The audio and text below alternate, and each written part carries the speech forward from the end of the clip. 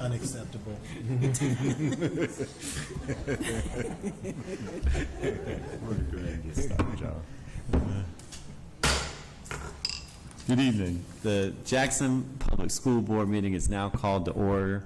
Board members, we have 6 members present. We have 4 here in the boardroom, and Dr. Luckett and Ms. Hilliard are on the phone. Therefore, we have a quorum. We have all had an opportunity to review the agenda. Board members, we do need to request a motion to amend the agenda. The amended agenda would strike policy FH, thank you, which is under 7C, naming of facilities. There was a conflict in the proposed policy with an AG opinion, so we're just going to pull that tonight, and then we'll have additional discussion around what can be done. But the rest of the agenda will remain the same. So if I could have a motion to approve the amended agenda. So moved. Second. Mrs. Johnson has moved. Mrs. Thompson has seconded. All in favor? Aye. Aye. Aye. The motion carries. Next, we've all had an opportunity to review the minutes. Is there a motion to approve the March 21, 2023 regular board meeting minutes? So moved. Second. Mrs. Thompson has moved. Mr. Figurs has seconded. All in favor? Aye. Aye. The motion carries. Dr. Green. Thank you, Dr. Sivak. Good evening, board members, to all of our team members and those who are here with us visiting and those who may be watching live stream. We'll begin, as we typically do, with a highlights reel from our instructional television team.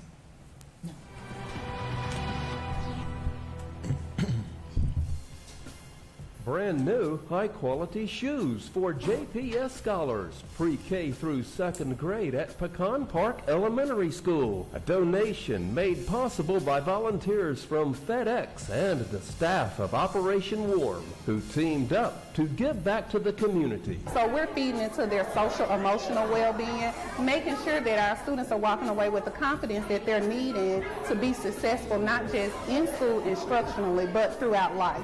JPS Partners in Education hosted its annual Highlights Award celebration at Northwest Jackson Middle School. We need one another. You read to our children. You provide safe drinking water. You expose them to career opportunities, theatrical performances, college visits. You tutor our children. You enhance our buildings with fresh paint and seasonal flowers to welcome our scholars back to school in the fall. The theme? The power of collaboration. The occasion? To recognize and honor businesses, organizations, faith-based groups, and individuals who have helped to enhance the educational experience of JPS scholars. A big turnout at Cardozo Middle School for the Parent and Family Engagement Summit. We have various breakout sessions that span from pre-K through 12th grade, ACT sessions, social-emotional sessions, as well as academic sessions. It was an evening of food, fun, and fellowship. JPS administrators and teachers were there to answer questions about the many JPS programs available to guide scholars along the path to excellence in education. JPS scholars got some real-world experience exploring machinery at Trustmark Park in Pearl for Touch a Truck. And letting them know that you can learn anywhere and everywhere, so I can't wait to make this a lesson.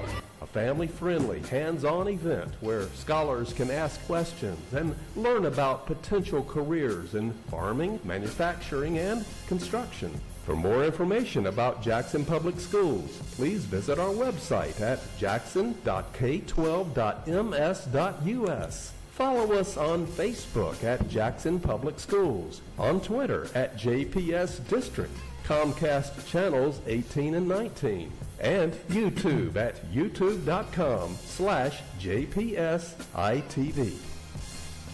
Thank you, team, as always, for keeping us updated. And we, at the end of these videos, we remind folks to connect with us. I hope all of our board members have connected with us using the app.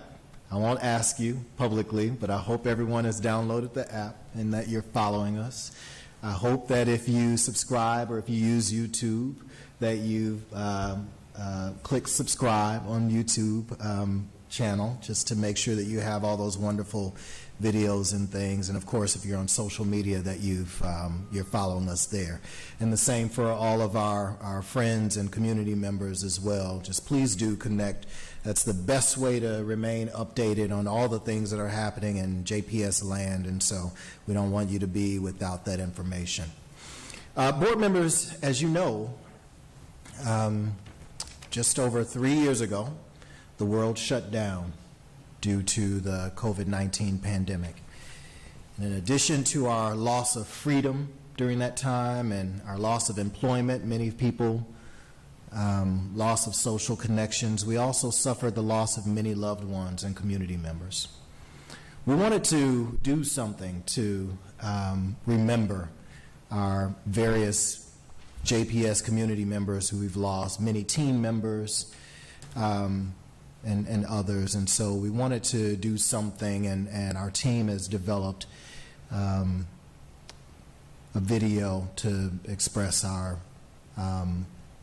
thoughts and just some of the loss that we've experienced. So our team will share that video with us now.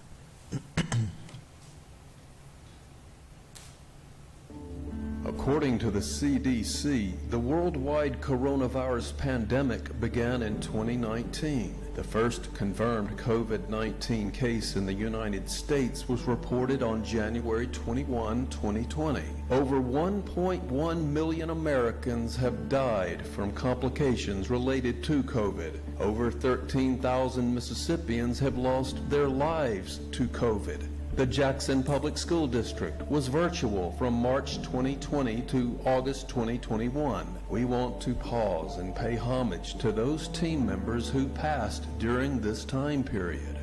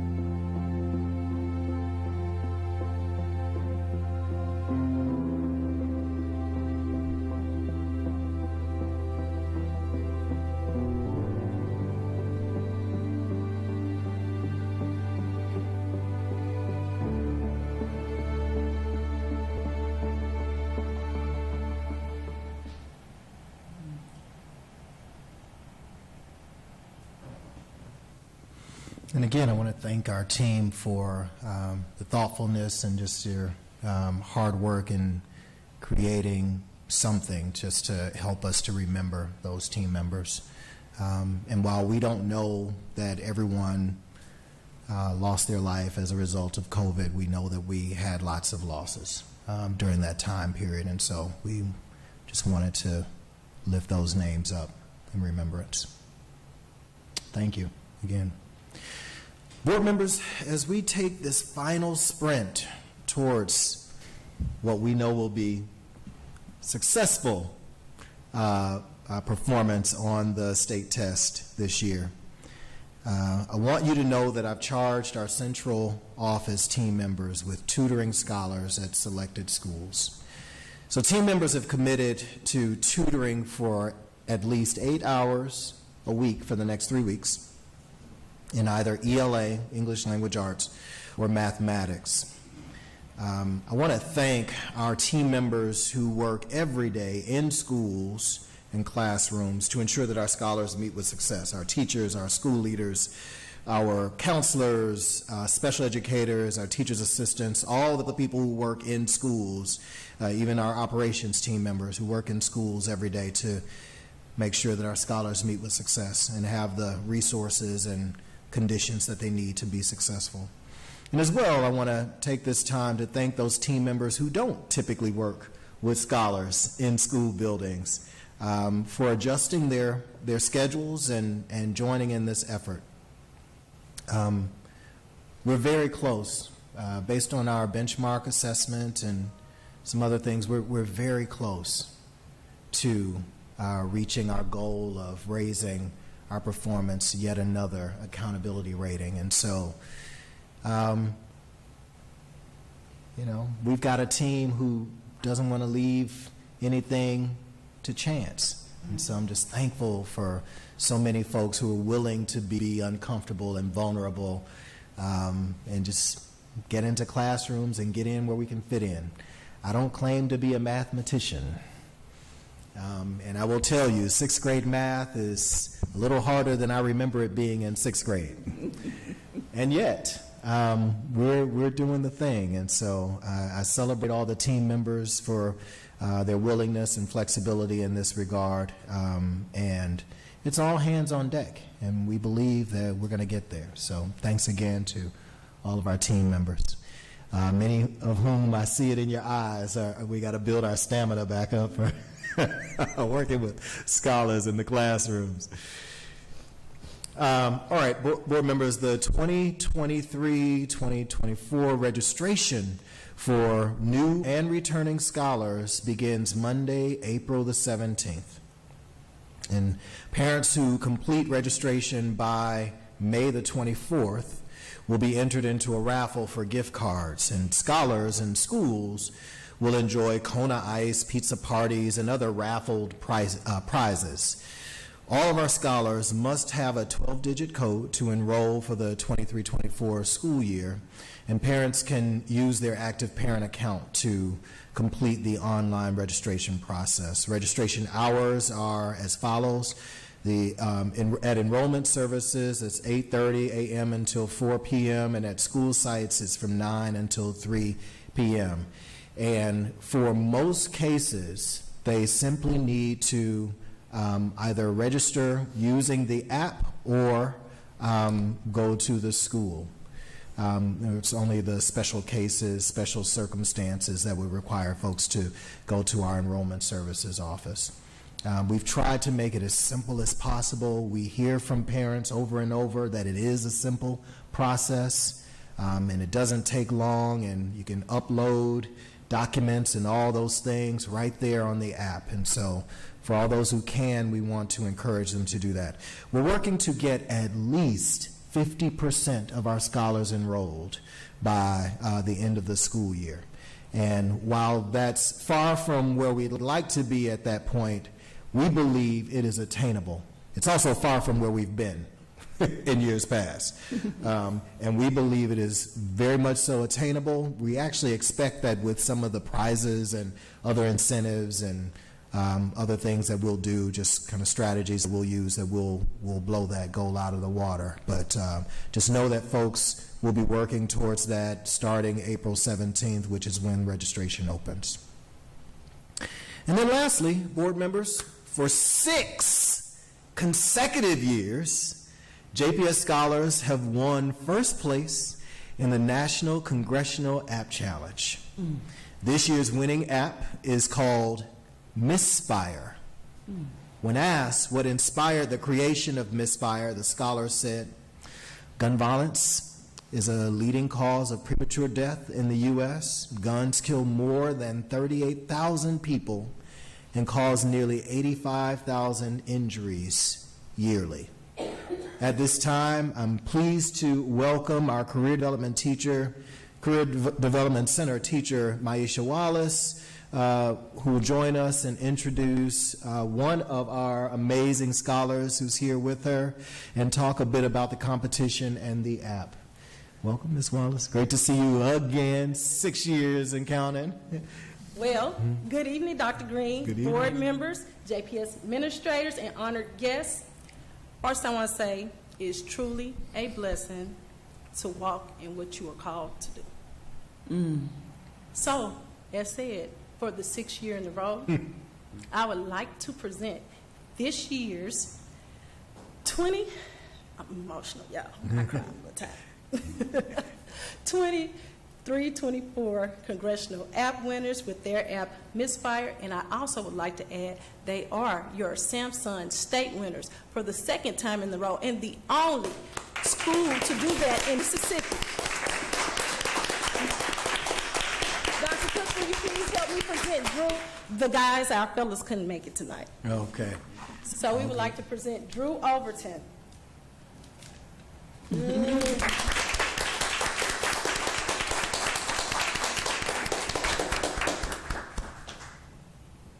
want to talk about the app, Drew?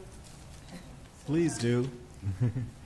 Misfire, at its core, runs on three main features that sort of help it run. It is community outreach, so it's made so that you can sort of heal as a community, because I know that it's a big thing that we've affected, that happened to us on a communal level. And there's individual help, so we provide a chat function and access to therapy for people who need to heal individually. And then there are petitions so that you can help to affect change in your government, which is the only way that we can really create change. Amen. You mind if I ask a question? Yeah, go ahead. Yeah. May I? Yeah, sure. Are you ready to answer questions? Yes, sure. Yes, sir. So thinking about, I'm compelled by the cause, the issue that you're addressing here. How hard was it for your team to arrive at that issue as the focus for your app? Honestly, it was actually really easy. I sat down with our project manager and I was like, well, what is one of the biggest problems that we're dealing with right now? And the first thing that he said was gun violence. So yeah, it was just sort of like one of the first things that came to our minds.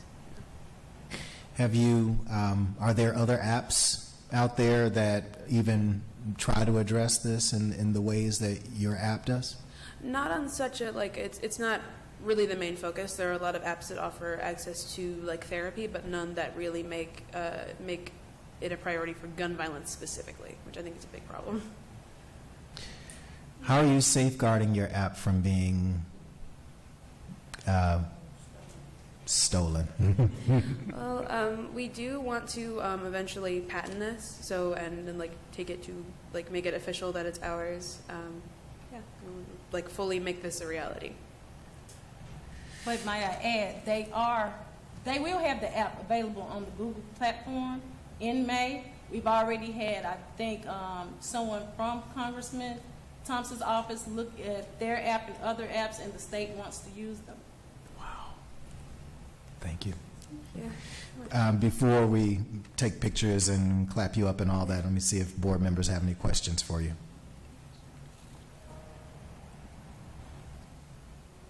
I don't have a question, but obviously it's very amazing. Congratulations on your win. Thank you so much. Again, our congressional app winners, and again for 6 years and counting. I can't imagine what we're going to do next year. So We're going to win again, of course. well, right.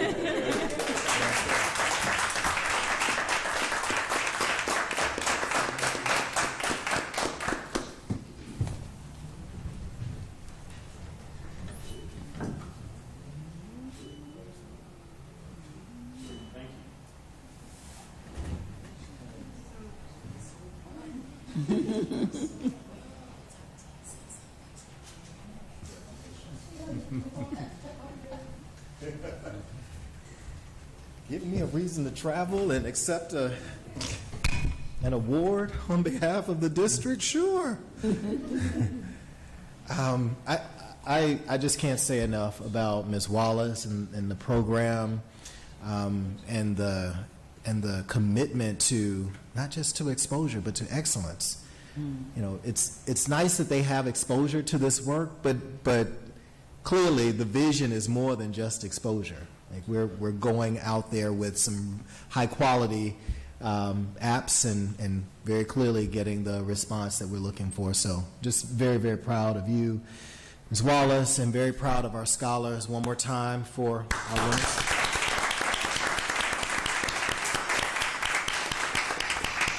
With that, Dr. Sivak, I turn the meeting back over to you. Thank you, Dr. Green. And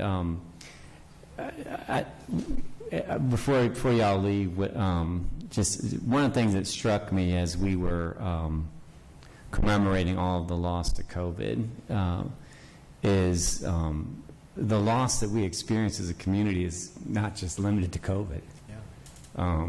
The team does a really good job of, a good job is not even the right appropriate way to describe it, but every time we lose a student to gun violence or loss, we lift that up. And so as I was watching the commemoration, I'm thinking, how do we commemorate the loss? But beyond just commemorating the loss, it's like, what do we do about it? And you're doing something about it. And so we always look to our students for inspiration, and tonight you are truly that. So thank you. Hear, hear.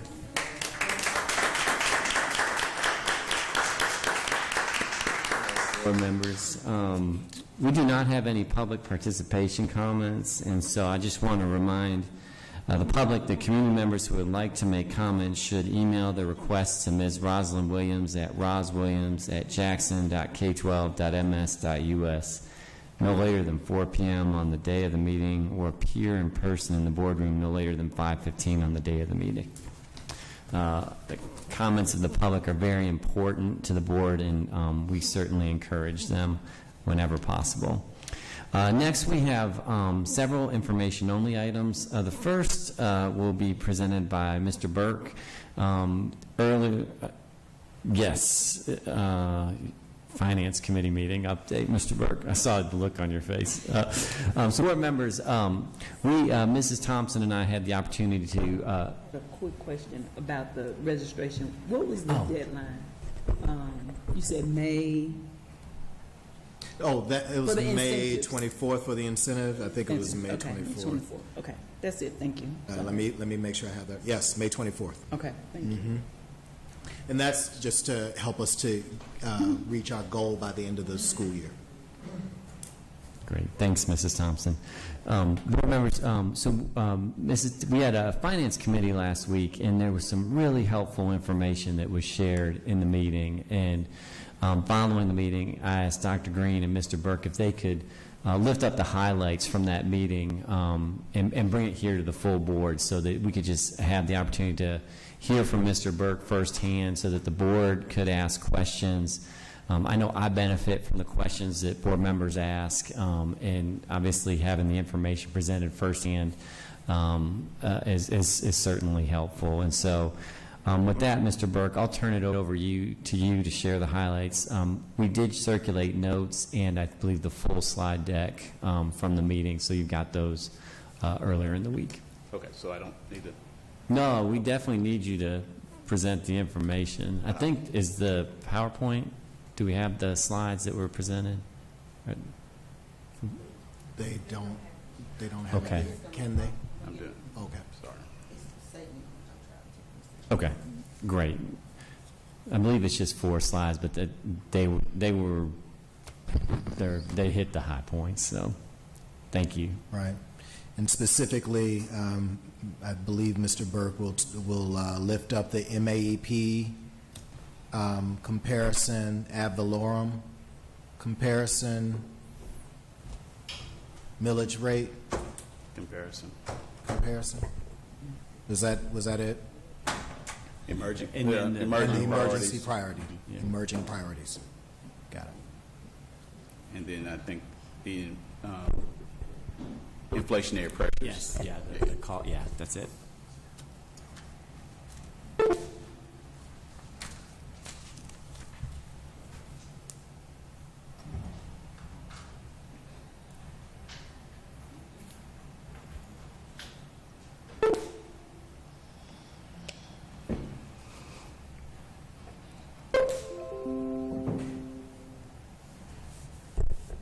Good evening, by the way. Good evening. I would sing, but I only wheels on the bus go round and round. Wheels on the electric bus go round and round. That's true too. That's true. It's true. Very exciting.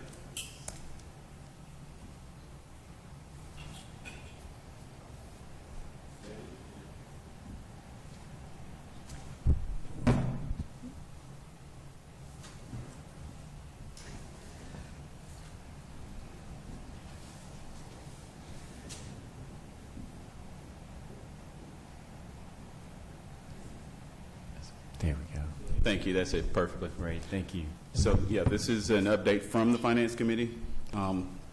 Very engaging conversation about what we'll be facing in the 23-24 school year. So, you have the MAP. Was that the first slide? This is one. Go first. Go Okay. back one.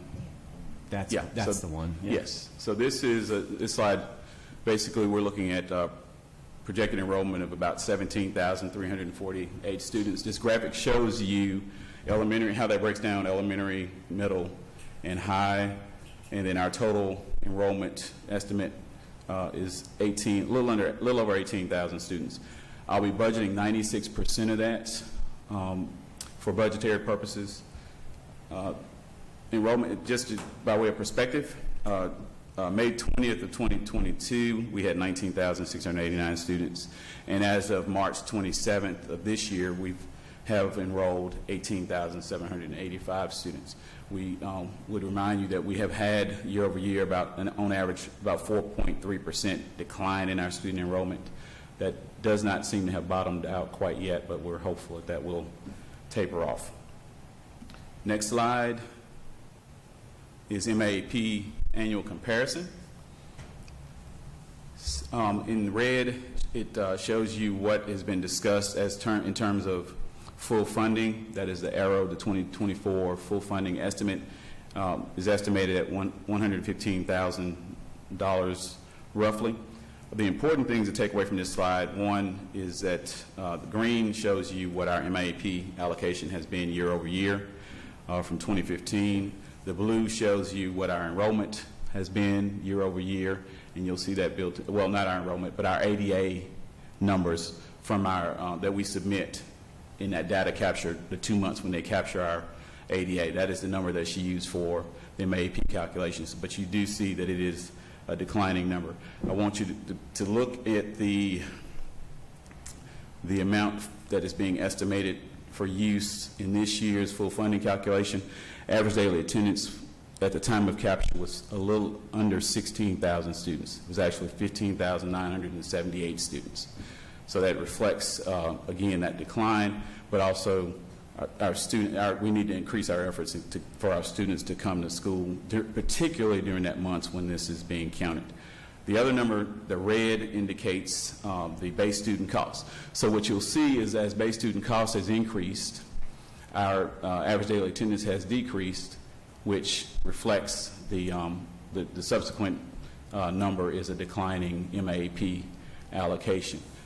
The only reason it ticks up on this graph is that the talked about proposed full funding number is $115 million. Once that final number is allocated, this graphic will change and that number will be whatever the legislature has determined at that point. Any questions about that slide? So the ADA number. Yes, ma'am.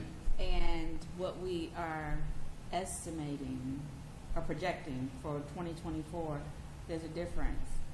Yes. So the number I showed on the prior slide is enrollment. MAP is captured on ADA. So I have to budget a number. So we choose the higher number as opposed to this number in hopes that in that month when we capture, hopefully we can get those students to come back. But we still have those bodies, whether they're not. So we're not budgeting. I'm not budgeting the entirety of the enrollment that we project. I'm budgeting 96% less. 96%, which will be a decreased number, but it's still not. No, it will not be this 15,000 number. And why 96%? So I think when I looked at it, that was the average of the enrollment at that time. So that was the average over a period of time that came out to be 96%. Yeah. And just, a note about that, our team does their best in reviewing historical data in terms of enrollment, but we are making some decisions about budgeting before we have the actual enrollment number. Right. And so, we're trying to be smart about it, but also give ourselves some conservative, some room for slippage if we don't happen to meet the enrollment target that we've set for the next year. Yeah. It seems like we're operating from a disadvantage. Yes. And yes, and there's so many factors in the formula and add-ons and all of the things that go into budgeting that you have to try and track. And Thank you. And this is where we are right now. This could change by the next finance committee meeting as things firm up, particularly that MAEP number. Once it's firm, a little bit more firm, then we can really consider some other decisions will start to solidify. The next slide is ad valorem collection comparison. Again, I do these historicals, and I tell Dr. Green, a lot of times it's for me just to learn the district and to get a sense of the context in which we work. But they're also helpful, hopefully, for you in terms of level setting, reminding you of where we've come from and where we're going to. So ad valorem collections in the district since 2019 have stayed pretty consistent. We asked for operations, we've asked for the same amount of money.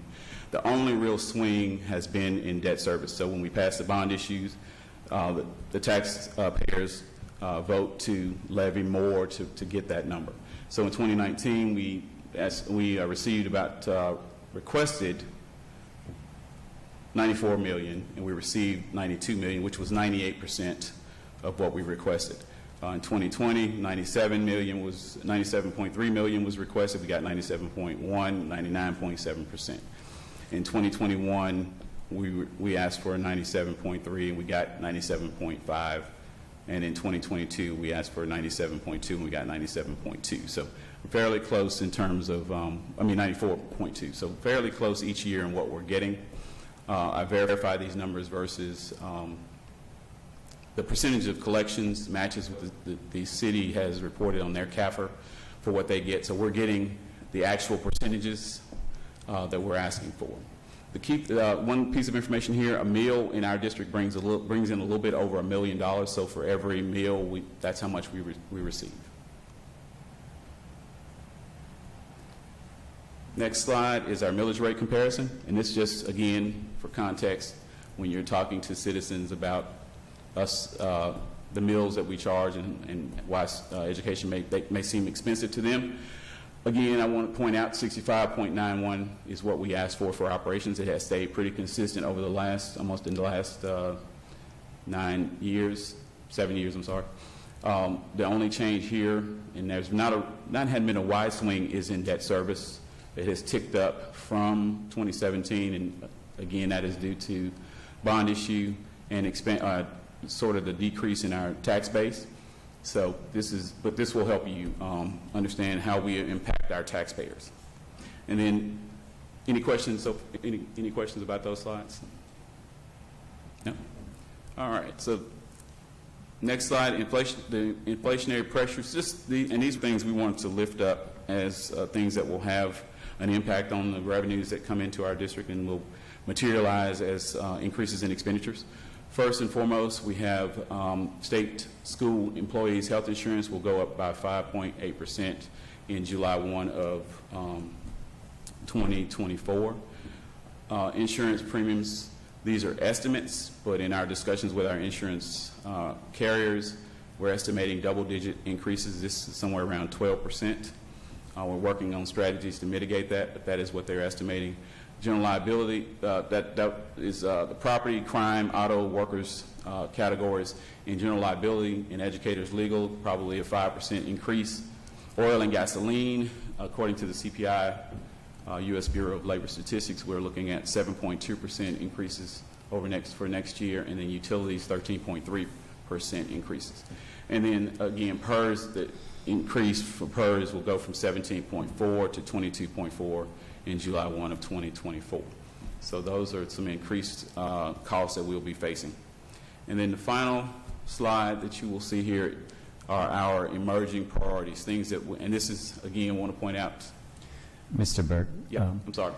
I just want to point out one thing from the previous slide. Yes. This one here. Uh-huh. So of the numbers that are up there, there's $7.7 million in new expenses. Yes. Is that it? And Roughly. then there's going to be more because of the percentages, but I just wanted the board to hear that in terms of what is up here. And that'll set up the next slide. Thank you for that. Yeah, sure. I don't know if they want to hear me for the next slide, but No, well, we want to hear it. This is our wish list. The emerging priorities list. This is not an exhaustive or final list. These are just the things we've identified in our discussions and in listening to the priorities of the board. Compensation increases for classified staff and support staff, somewhere around $5 million would be dedicated to that. Staffing, particularly on our campus enforcement staff, looking at an officer per school would be somewhere around $1.4 million additional spending. Our professional development days, which will be paid for from title or federal funding, 5 days for our instructional employees, somewhere around $1.5 million. A large ticket item that jumps out at us is our enterprise resource planning solution. This is a system that will help us meet compliance on data management and those types of things, hopefully improve efficiencies in how we operate internally, $1.5 million. And then operationally, I'd like to increase maintenance budget by 4 times. We've budgeted about $500,000 each year for maintenance. That has led to a lot of deferred maintenance on our facilities. As we look at the use of our facilities, it's important that we invest in those buildings that we're spending so much money to upgrade and renovate. So that would equal to $2 million. We have, just want to note in here, there's some shuttered building carrying costs of about $1.7 million. Facility planning consulting support would be paid for by some private funding at $250,000. And then looking further down the line, just things that we're keeping our eye on even further than this next school year. Things related to the ESSER cliff. Those funds will dissipate in December of 2024. So digital textbooks, we currently are paying for those with ESSER funds or some federal funding. Those will roll off. And then the loss of that indirect cost that we're receiving and utilizing from those funds will also roll off. So these are the highlights from the Finance Committee meeting, just things for us to think about. Again, we are firming this up. There will be further conversations with the Finance Committee meeting, and I'm sure I'll be bringing further updates, but just things to be thinking about. Any final and questions? just one point on this one. So if you add the previous slide up with this slide, it's a little over $18 million of new spending. And so just putting it out there in terms of the things that need to be done to pay for this in light of the enrollment picture that was shared at the start of the presentation. Yes.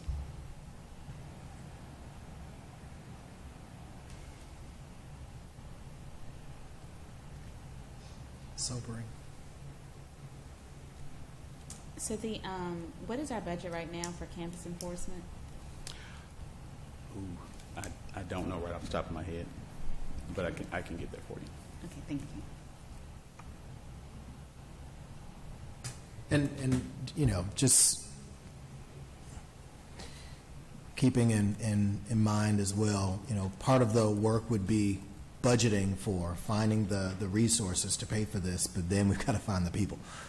So, you know, as we think about various functions within the district, you know, budgeting is a challenge, but also the staffing of those positions to do that work, whether it's a teacher consultant or tutor or something else, a security officer or enforcement officer. Finding the people is another challenge. So if we, as we're going through this process, as we look out in the landscape and see that perhaps we can't go as far as we're contemplating here, then how much farther can we go? Can we go to middle schools? Can we go to schools with a certain data threshold that indicates more support would be needed there? Okay. That sort of thing.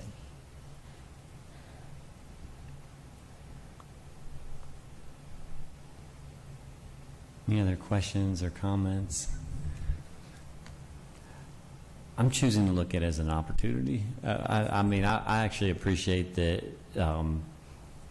we started with priorities, things starting aspirationally, and then I know there's a really smart group of folks figuring things out like we have for the last several years. So, again, I appreciate that that's where we started. And so looking forward to how you make it all, how you fit the puzzle together, Mr. Burke. Me too. You and your team. All right. Thank you very much. All right. Thank you. Next, we'll invite Mrs. Robinson. Is this you tonight, Mrs. Robinson? Okay, to share the bond update.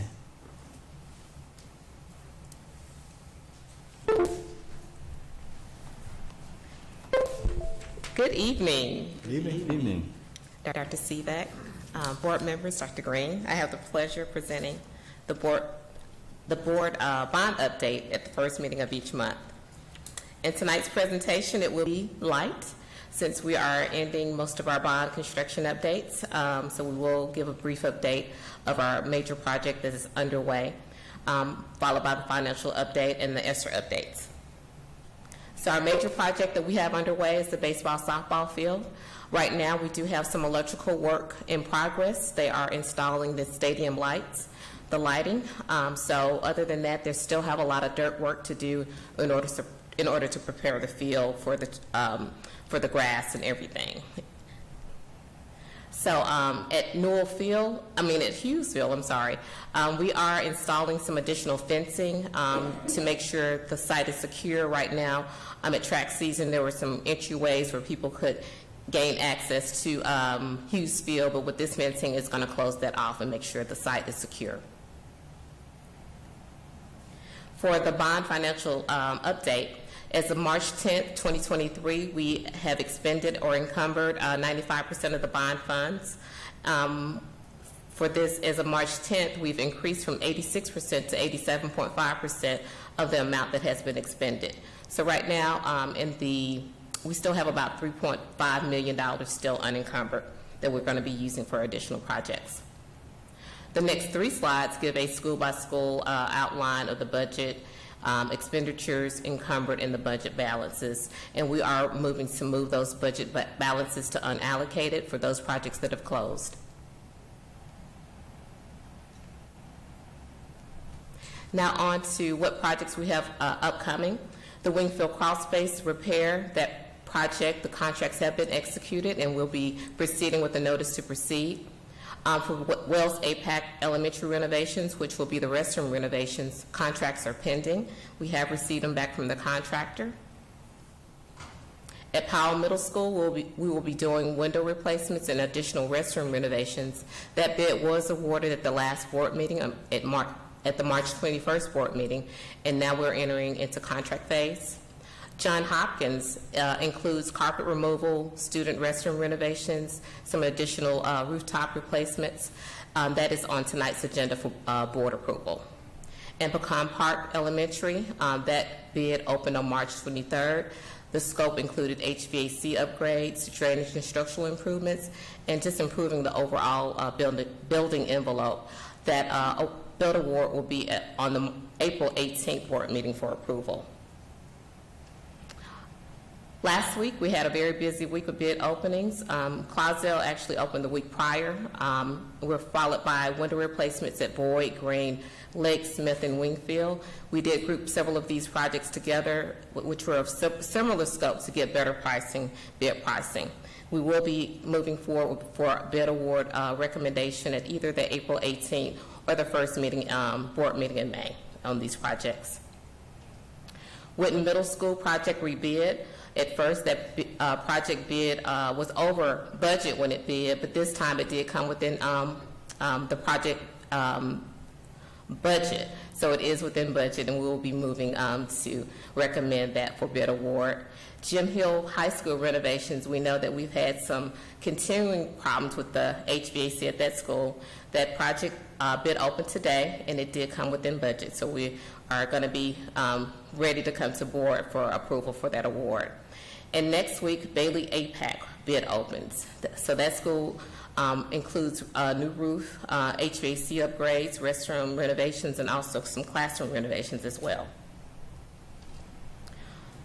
Next week, we will have several additional projects opening. They will be restroom renovations, HVAC upgrades, and HVAC upgrades at Boyd, Green, Lake, Walton, Wingfield, and Leicester. That concludes the presentation. Any questions?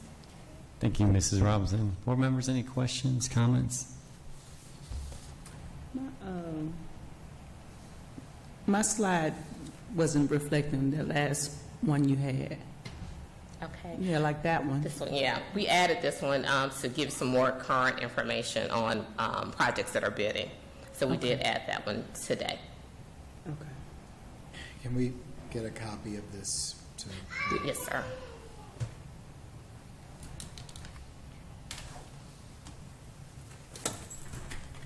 And every time we talk about the bond, I always have to bring up the committees. So, like the community part. Yes. And I know we were moving it from the bond oversight to another advisory type. Where are we on that?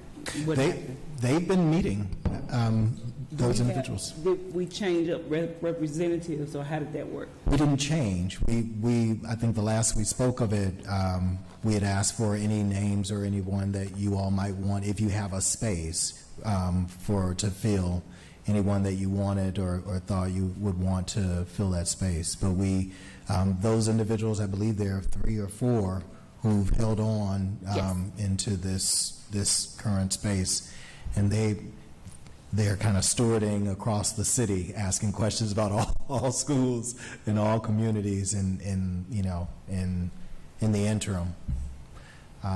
There will be plenty more projects, though, so if you know of someone or want to encourage someone to join us in the work, by all means. That's where we are at this point. And I think the few who remain, they seem to want to continue on with us. We just, it's a lot on just a few people to look across all projects and across all wards. It is. I just asked because I know I met Ms. Fell, and she told me that she's like, well, I'm just kind of holding down Wingfield, Forest Hill, Ward 6, whatever. And I was like, oh, okay, that's cool, but I didn't know if we needed more representation and work to make sure that we have it if it's necessary. I don't want one person to be overworked either. Right. But I know that Miss Hendricks, they moved, and so I knew that was for Ward 6 was not covered. Right. The remaining, and y'all help me out, I believe, are Mr. McGuffey. Is that? Ms. Vale and also Ms. Aquila Irving are the remaining members on the board. So we are seeking your input for any placements to fill those vacant slots. So we have 3 on that committee. We have 3 currently. Right. And so 4 are missing. 4 slots are missing. Okay. And we had our meeting last Tuesday. And so based on those names, it sounds like we've got representation from 1, 6, and 7? Correct. So, Actually 6. 4. Yeah. Ms. Vale is Ward 4. And She's 4? Okay. So 1, 4, and 7. Yeah, because I think she's actually representative of a middle school, I think, but because she has a son at Forest Hill, that's the reason why. Okay. And one reason I'm bringing that up is if particularly, I'll just look to board members, if there are people in your ward who we could recommend, we can certainly let's get our people. And I think the team is doing a good job of not overtaxing folks.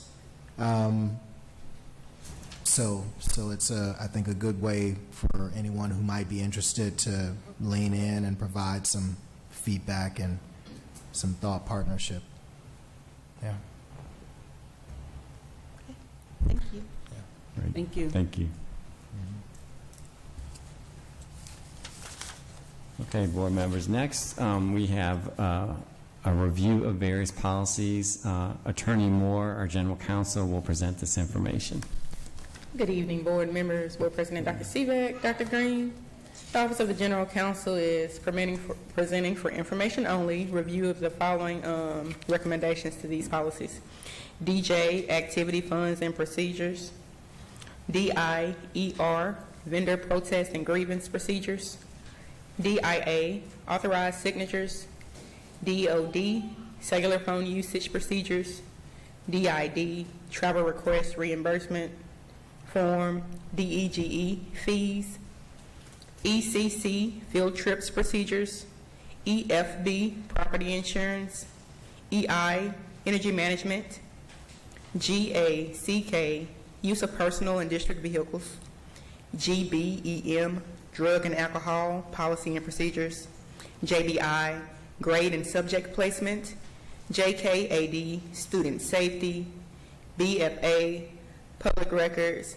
And EBAB, emergency drills, policies, and procedures. Thank you, Attorney Moore. Board members, are there any questions? Were there any material changes in any of the policies that were more than just grammatical or something that was outdated? There was a change to DRER. I believe that previously, that's the vendor protest and grievance procedures.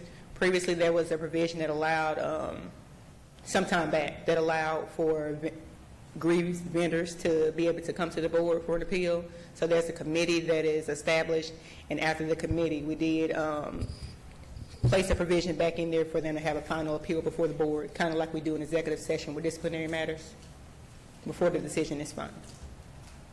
Okay, so we've amended the policy to create, basically we've created another step in the appeals process for the board to review. Correct. Appeals. Okay. And when there's a contract grievance. Okay. Do you have anything to say to that, Lori? No, and I will tell you, I actually recommended that change. It was in the policy originally, and I'm not sure at what point it was taken out. We've, at least to my knowledge, we've only had a handful of times that any vendor protest has had to come before the board. But what my concern was is that when one has come before the board, it's usually been because there was an allegation of some illegality in the bid protest proceeding. It wasn't properly bid, or it wasn't disseminated like it's supposed to. I mean, I swear every year we used to have problems until we got the insurance contract consultant. We used to always have issues with our insurance bids because they're high dollars and it's a very competitive area. And so my concern was that if you had a protest where a vendor was alleging that there was some sort of illegality in the bid process, and if you left the final decision at the administrative level, which wasn't even at the superintendent in the way the policy was now, it was at the CFO level, and frankly, the first time the board might hear about it is once you've been sued for it. And so I thought that, as we do with other kind of significant issues, whether they're student discipline or employment, that though I don't think it'll happen often, but in those instances, if the vendor wants to take it to the board before they go outside the district, then the board ought to have an opportunity to do that. I don't think you're going to be inundated with vendor protests and procedures. Like I said, all the time you had it, I only knew it to happen 2 or 3 times, but I do think it's a good idea to have that there, just kind of for the board's protection and knowledge and the district's protection and knowledge. I do want to flag to your question 2 more policies that were more than grammatical errors and changes. So for GBEM, the drug and alcohol policies and procedures, we did amend that policy to, we wanted to add a provision for second chance testing for applicants. We have issue getting applicants who otherwise will be qualified in because they might fail a drug test for whatever reason. So we added a provision for second chance testing so that they may be eligible for higher still if they retest within a certain window.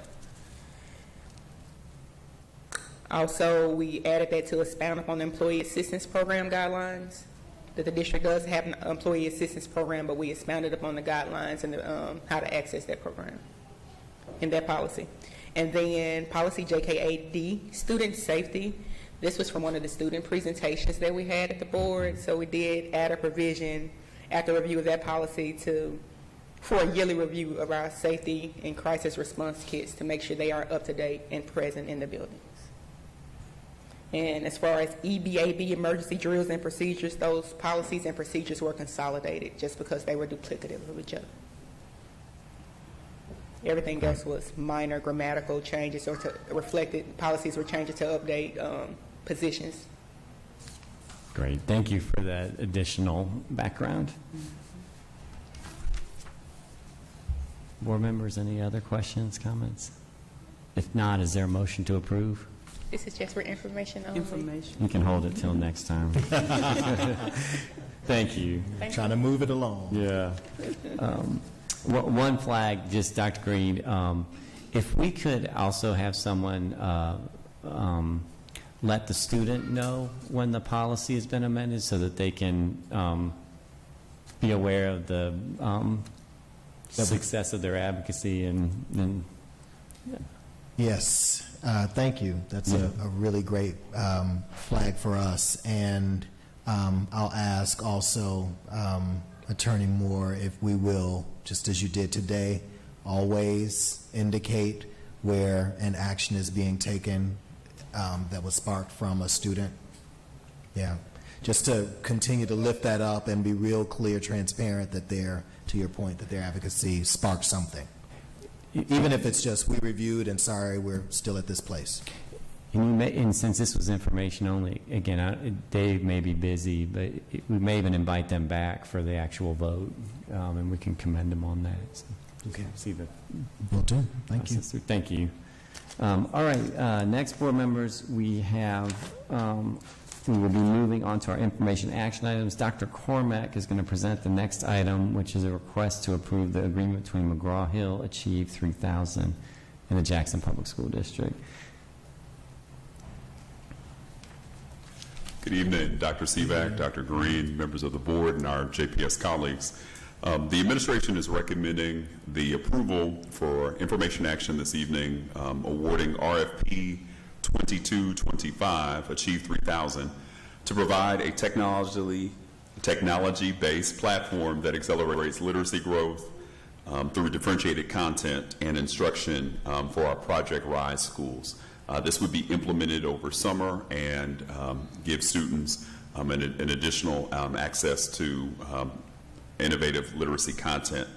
We did receive a major federal grant that supports literacy innovation and was championed by our district librarian and that team. And so this would be eligible for our Project Rise schools, which include Boyd, Galloway, Green, Isabel, John Hopkins, Johnson, Oak Forest, Van Winkle, Wilkins, Brinkley, Cardozo, Peoples, Witten, Lanier, Provine, and Wingfield. And so it will be piloted there, and if we see promising results, could potentially be supported elsewhere.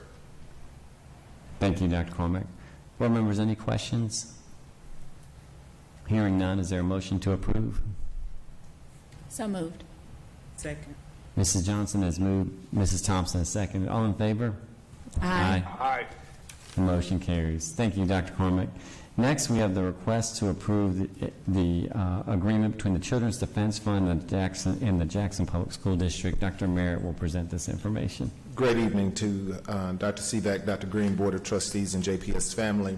The administration recommends the award of RFP 2023-01 and the approval of the consultant services agreement between the Children's Defense Fund and Jackson Public School District. And this is to do some early childhood alignment work. Pre-pandemic, we were working with approximately 15 to 25 local daycare centers, collaborating with them on professional development and other activities to ensure that the services that they were offering their 3- and 4-year-old children were preparing them to enter public school with the readiness skills needed to be successful. So we want to continue this work, and this will work in tandem with our early childhood grant, but more so this is community-based work and working with those local daycare centers. Thank you, Dr. Mayor. Board members, are there any questions? Hearing none, is there a motion to approve? So moved. Second. Mrs. Thompson has moved. Mr. Figurs has seconded. All in favor? Aye. Aye. The motion carries. Next, we have the request to approve the grant agreement between the Mississippi Department of Education and the Jackson Public School District. Dr. Cook is going to present this information. Dr. Cook is the principal at our Career Development Center.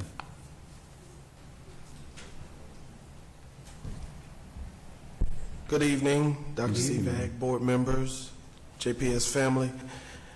The administration recommends review of the grant agreement between Mississippi Department of Education and the Jackson Public School District to provide grant funds to further develop existing career academies within the district.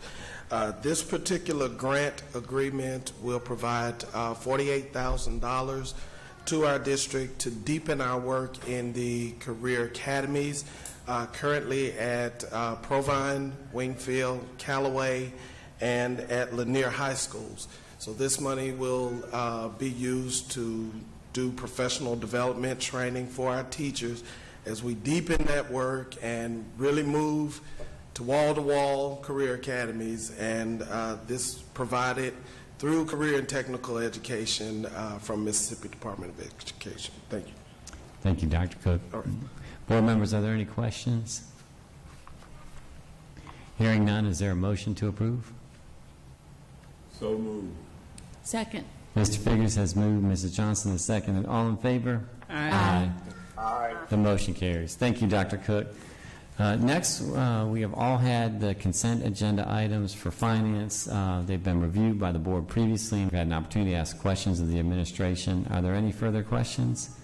If not, board members, is there a motion to approve the consent agenda finance? So moved. Second.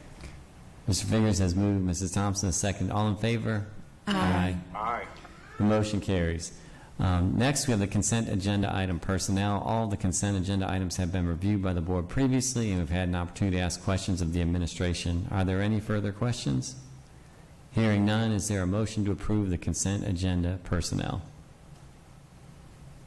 So moved. Second.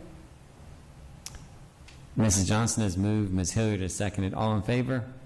Aye. Aye. The motion carries. I do not believe there is a executive session.